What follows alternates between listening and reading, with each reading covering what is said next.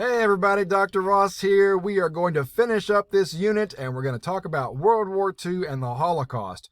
We've got a lot of information to get through, and so if you need to pause the video to read some of the things on the slides, be my guest.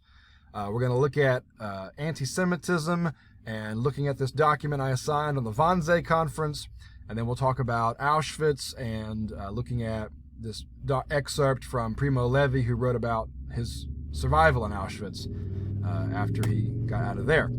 Anti-Semitism.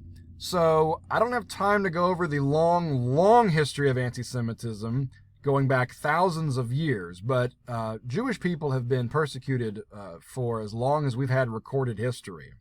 You can read about it in the Old Testament of the Bible if you want. There's a lot of anti-Semitism that has existed for a long time. And so the reason I'm pointing this out in this lesson is because we think of Auschwitz as the concentration camp where all of these Jewish people are executed in mass, a million at a time or something.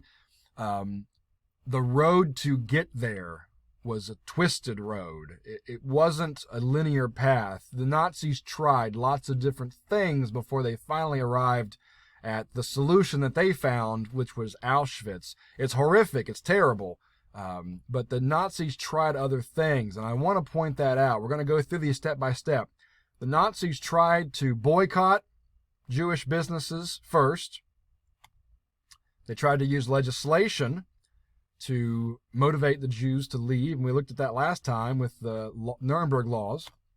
They tried to wanted to make them immigrate, to leave the country. And then they arrived at what they called the final solution. Have you ever wondered why it's called the final solution? It's because the Nazis tried other things first. The goal was to get Jews out of Germany. But considering the fact that the Nazis were determined to take on more and more territory and keep growing, the final solution was going to be to eradicate the entire world of Jewish people. Let's go over the boycott quickly. It began in 1933, same year that Hitler became chancellor, right? We talked about this last time, April the 1st. And this is a picture of the sign that says, "Help liberate Germany from Jewish capital, Jewish money. Don't buy in Jewish stores."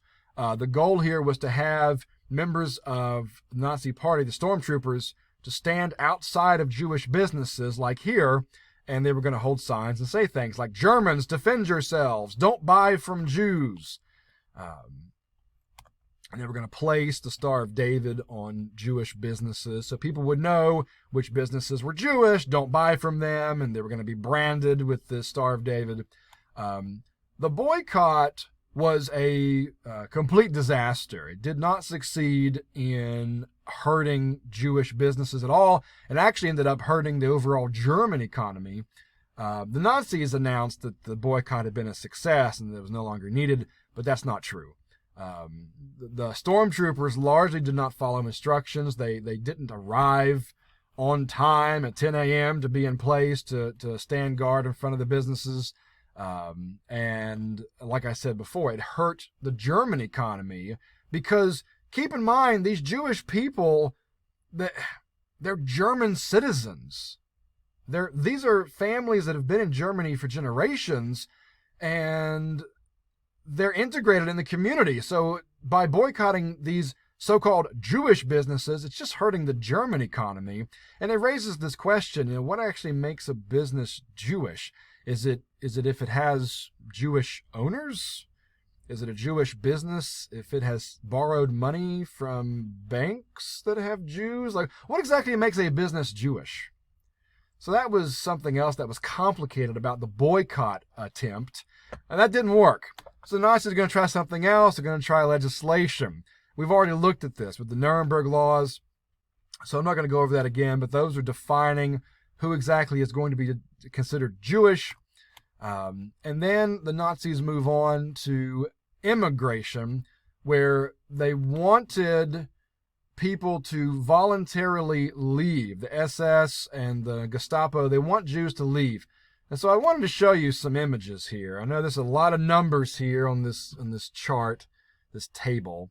But if you look at the Jewish population in Germany, from 1861 to 1930. Look at this right here. 1861, 353,000 Jews. It goes up, up, up, up, up, up, and then 1933 it starts going down. Jewish population goes down. It's not a coincidence. That's when the Nazis come to power, but it does go down. People are going to start leaving. If you notice here, the overall population of Germany just keeps going up, up, up, up, up, up, up. But notice this last column. The percentage of people in Germany who identify as Jewish. It's 1%, roughly 1%. Here it dips below 1%. It keeps getting smaller and smaller. 0.76% of people in 1933 in Germany were Jewish. I bring this up because a lot of Nazis and Hitler would claim that the Jews are everywhere. The Jews are taking over Germany. The Jews are taking over the world. The Jews run all the theaters. The Jews run all the banks, and they're all the lawyers. They're all Jewish. And when you look at these hard numbers, you can tell that's just not true. It's not even close to a majority at all. It's a small minority of people in Germany were Jewish. And it just got smaller here in 1933 once Hitler becomes chancellor. One more table. So this is, last I showed you was 1933. Now this is going to show people who leave from 1933. You have 37,000 Jewish people who leave the country.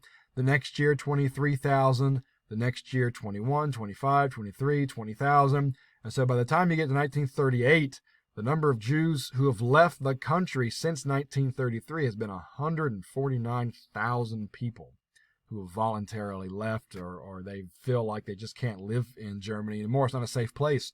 And it's really shocking because when you ask people, where do you think something like the Holocaust would have taken place? If you could imagine a place in Europe at the beginning of the 20th century, a place that's not very friendly towards Jewish people, which country do you think would most likely have a kind of a Holocaust? And it would not have been Germany. Nobody would have thought it would have been Germany, just because Germany tended to be more friendly towards Jewish people up until World War I, up until the aftermath of World War I. Then the anti-Semitism became much more rampant. But at the turn of the century, people would not have thought Germany would have been this place. The Nazis had this crazy plan that they were going to pack up all the Jews and send them from Germany to Madagascar. It's called the Madagascar Plan. You can look it up. It's just ludicrous that they were going to somehow transport all of these Jews. I mean, I've drawn this line on the map. I guess they could have somehow gone through the Mediterranean and then gone through Suez Canal. Maybe they could have gone this way. But still, my goodness, this is ridiculous. Can you imagine how expensive that would have been anyway? And so the Madagascar plan was another disaster. It wasn't going to work. And so the immigration attempts were largely unsuccessful, just like the boycott. The legislation somewhat successful. But then you end up with violence. And this is called Kristallnacht. This is from the November the 9th into November the 10th, 1938. It was a planned attempt to violently attack Jewish people and their businesses. And so 30,000 Jewish men were arrested, 91 Jews died, and hundreds of Jewish businesses and synagogues were destroyed. Every one of these dots represents a place where synagogues were destroyed during Kristallnacht. And it's just devastating that all this mass violence took place in 1938. This is a picture of, there's actually the firefighters are putting out a fire of a house next to a synagogue. They're actually letting the synagogue burn. They're just putting out the house next to it, because they don't want that house to catch on fire. But they don't mind letting the synagogue catch on fire. And so you start to see the violence is going to ramp up. There are no more pogroms after Kristallnacht, but because that was out in public, I want to emphasize that. Kristallnacht was out in public.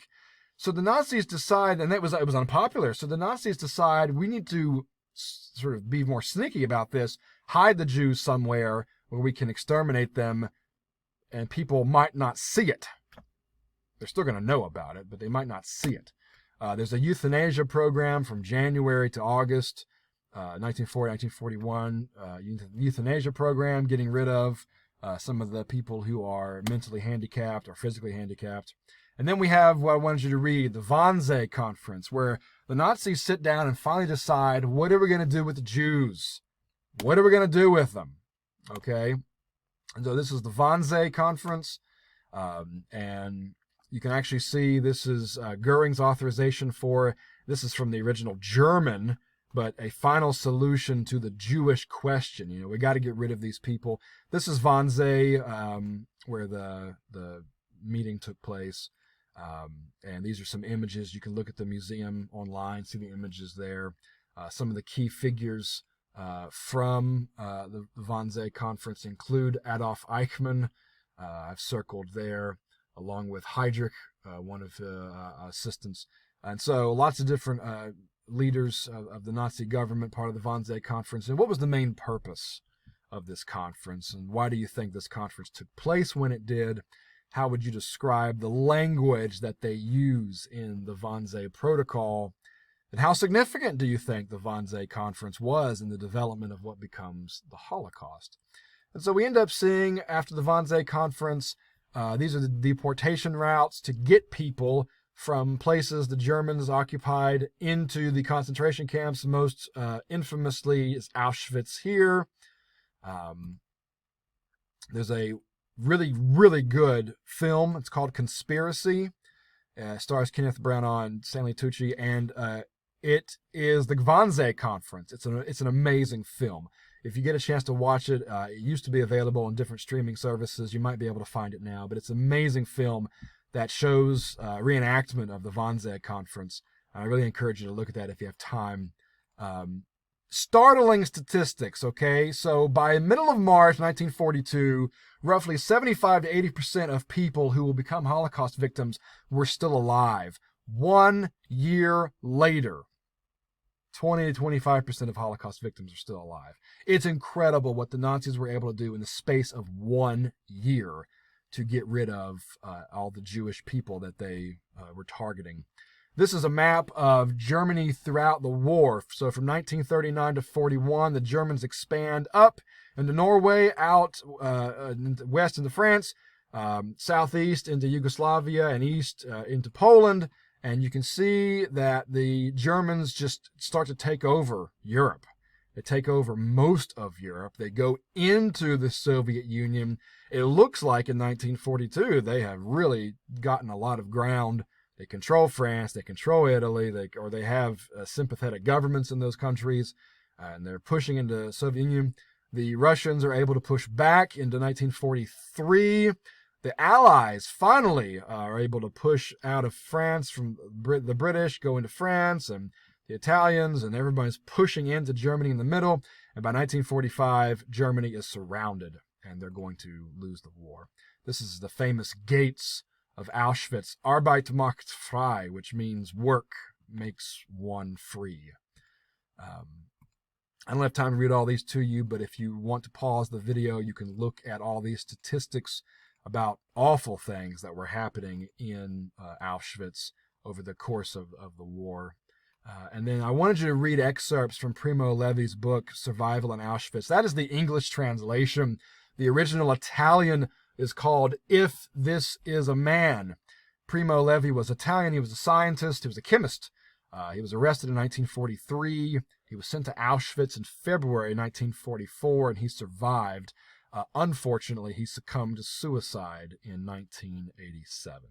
So that's all I've got for this unit, looking at Hitler, the Nazis, World War II, and the Holocaust. We need to wrap up this unit looking at our next big Thinking Like a Historian assignment. All of that is available online. Contact me if you have questions. Thank you so much. Have a good day, and I'll see you online.